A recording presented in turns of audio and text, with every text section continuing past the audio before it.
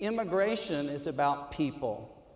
People like my relatives and like all of you who have made very positive impacts on your own families, on your communities and your employers. We all know that our country has thrived as a nation of immigrants and new citizens like you. To qualify for U.S. citizenship, a person must first obtain one of those green cards. Unfortunately, our immigration laws are broken, and for most aspiring immigrant families, and also for their employers who need their skills. If hardworking immigrants don't have a path to allow them to immigrate, they'll never have an opportunity to become U.S. citizens and to fully participate as fellow citizens of our country. Our immigration laws aren't working for families. Almost every week, I get a call that goes something like this. Attorney Parsons, I'm a rancher out here outside of Austin, and my wife and I really want to help Ramon. Ramon came here from Mexico. He didn't have one of those permisos or visas, but he married Susana, a U.S. citizen, and they have 2 children. They live in a little house outside our ranch house, and the children were born out here on the ranch. They're U.S. citizens. I'll do anything. Ramon tends to the cattle and fixes the fences, and his wife helps clean our home and care for our kids. They're just like family for us. We will do anything to help Ramon. And after I get some more information, I have to explain that with very rare exceptions that don't apply to Ramon, an employer can't help Ramon because an employer can't help someone who entered the country and is unlawfully present. There's nothing under the current immigration laws that an employer could do. What about Susana, his U.S. citizen wife? Surely she could sponsor Ramon. One time after he first came 9 years ago, Ramon went back when his mother died, and he came back a second time. Under the current immigration laws, Susana could petition for Ramon. At the end of his case, he would have to return to his home country, to the U.S. consulate, where he would have a 10-year penalty. And there's not a pardon because he went home that one time to bury his mother. And if he had never gone, Susana could petition for a pardon of that 10-year penalty,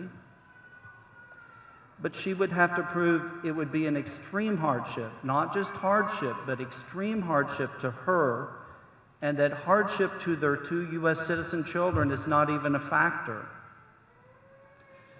So there are hundreds of thousands of people married to U.S. citizens like Ramon that can't qualify under these overly restrictive immigration laws. Our immigration laws are also broken for employers. 7 years ago, Bill Gates, the chairman of Microsoft, one of the most successful companies in the United States, he flew from Seattle, Washington, to Washington, D.C. to testify before a congressional committee on immigration.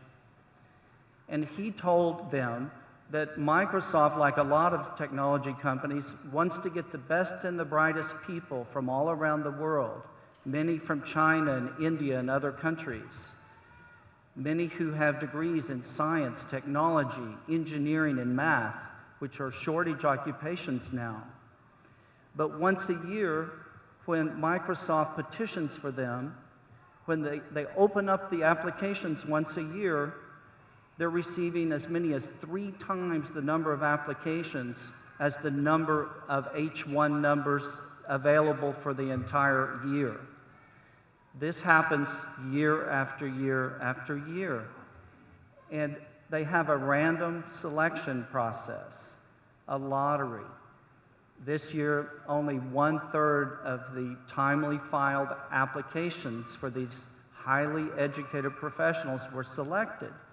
And Bill Gates explained the rest of them have really no other option but to return to their home countries. And he stunned the Congressional Committee when he announced that Microsoft had just opened a new facility, and instead of there in Seattle, where they're based, they opened it across the border in Vancouver, Canada, and hired right off the bat 500 of these highly educated professionals. And Microsoft had calculated that these professionals get patents and invent new devices. They start their own companies, and they're the future leaders to keep up with the technology race. And that for each one of them, they create at least 5 jobs. So the US had just lost about 2,500 jobs because the Canadians understood the value of immigrants. 7 years later, our Congress hasn't done anything about comprehensive immigration law. They haven't addressed the fact that it's not working for families, it's not working for companies. Our country is very blessed to have new U.S. citizens like each of you. If our Congress doesn't reform our broken immigration laws, we will not be seeing nearly as many new citizens in the future. I hope you will all register to vote and that you will become advocates to fix our broken immigration laws. If our country's immigration laws don't work to help keep families together, like Ramon and Susanna, and they don't work to help employers like that rancher and Microsoft to obtain the workers that we need, we will no longer be able to proclaim that we're a nation of immigrants. And we won't see as many new U.S. citizens as we do today. I know that your individual paths to U.S. citizenship today have been long and difficult. To immigrate, many of you even had to live separately from your spouse, your parents, and your children, like my father-in-law did over 50 years ago.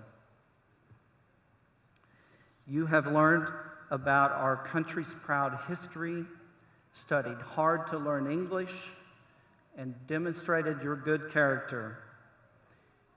You are now on the doorstep of U.S.